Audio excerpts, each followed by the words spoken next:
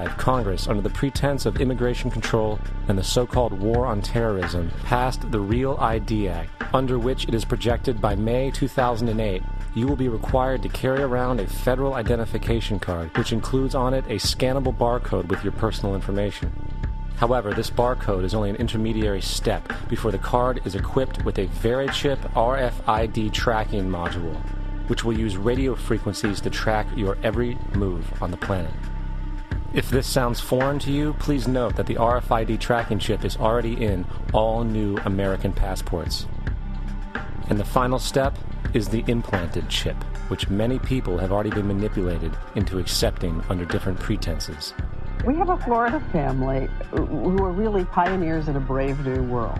They have volunteered to be the first ever to have microchip identification devices implanted into their body. After 9/11, I was really concerned with the security of my family.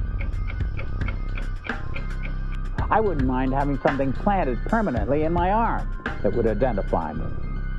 In the end, everybody will be locked into a monitored control grid where every single action you perform is documented. And if you get out of line, they can just turn off your chip, for at that point in time, every single aspect of society will revolve around interactions with the chips. This is the picture that is painted for the future if you open your eyes to see it. A centralized one-world economy where everyone's moves and everyone's transactions are tracked and monitored, all rights removed.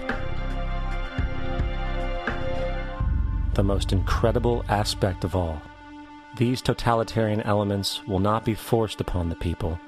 The people will demand them. For the social manipulation of society through the generation of fear and division has completely detached humans from their sense of power and reality. A process which has been going on for centuries, if not millennia.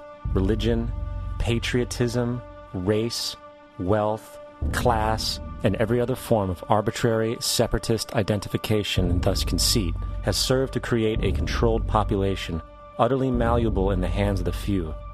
Divide and conquer is the motto, and as long as people continue to see themselves as separate from everything else, they lend themselves to being completely enslaved.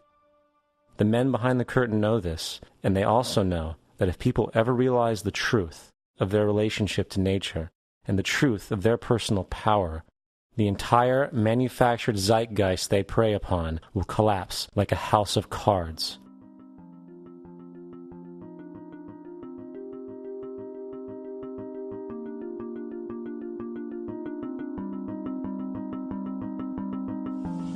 The whole system that we live in drills into us that we're powerless, that we're weak, that our society is evil, that it's crime-ridden, etc., and so forth. It's all a big, fat lie. We are powerful, beautiful, extraordinary. There is no reason why we cannot understand who we truly are, where we are going. There is no reason why the average individual cannot be fully empowered. We are incredibly powerful beings. You know, I think I spent 30 years of my life, in the first 30, trying to become something. I wanted to become good at things. I wanted to become good at tennis. I wanted to become good at school and grades and everything I kind of viewed in that perspective. I'm not okay the way I am, but if I got good at things, you realize that I had the game wrong. The game was to find out what I already was. Find out what I already was.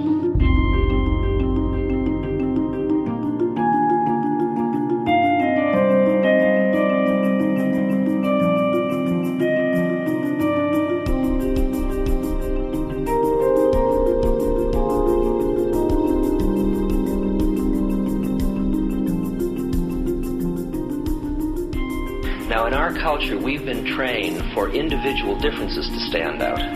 So you look at each person, immediately it is brighter, dumber, older, younger, richer, poorer, and we make all these dimensional distinctions, put them in categories and treat them that way. And we get so that we only see others as separate from ourselves in the ways in which they're separate. And one of the dramatic characteristics of experience is being with another person and suddenly seeing the ways in which they are like you, not different from you, and experiencing the fact that that which is essence in you and which is essence in me is indeed one. The understanding that there is no other. It is all one. And I wasn't born Richard Albert. I was just born as a human being. And then I learned this whole business of who I am and whether I'm good or bad or achieving or not. All that's learned along the way.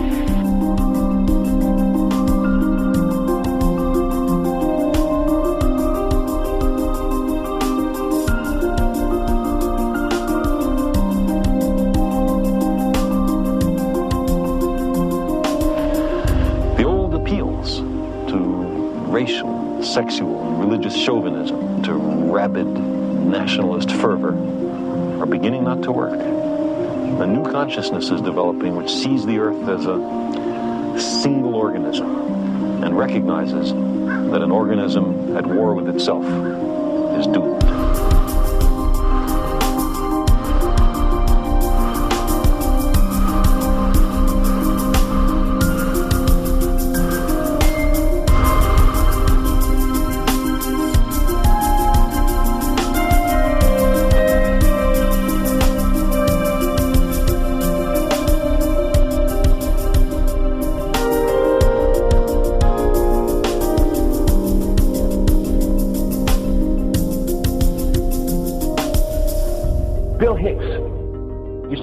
Shows with this. Life's like a ride in an amusement park. And when you go on it, you think it's real, because that's how powerful our minds are. And the ride goes up and down and round and round. It has thrills and chills, and it's very brightly colored. And it's very loud, and it's fun for a while. Some have been on the ride for a long time, and they begin to question, is this real, or is this just a ride? And other people have remembered, and they come back to us and they say, hey, don't worry. Don't be afraid ever. Because this is just a ride. And we kill those people. Shut him up. I've got a lot invested in this ride. Shut him up. Look at my furrows of worry. Look at my big bank account and my family. This has to be real. It's just a ride. But we'll kill those good guys who try and tell us that. You ever notice that? And let the demons run amok? But it doesn't matter, because it's just a ride, and we can change it anytime we want. It's only a choice. No effort, no work, no job, no savings of money. Just a choice right now between fear and love.